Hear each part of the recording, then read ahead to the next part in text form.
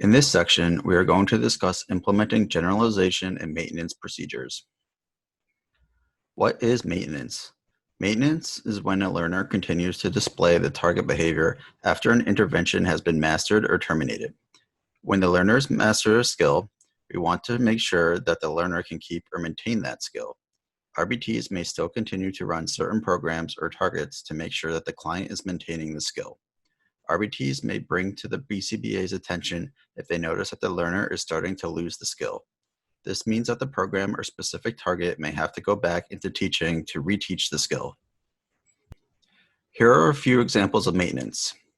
I teach a client how to wash their hands, and a month later, the client is independently washing their hands. I teach a client how to request help, and the client is still requesting help independently. What is generalization? Generalization is when a behavior occurs across different settings, people, or time. The behavior that is once learned is not occurring outside the learning environment. These behaviors are happening across different situations that does not require relearning. Here's an example of generalization. Teaching a client how to ask for a snack at school. The client then asks his mom at home for a snack.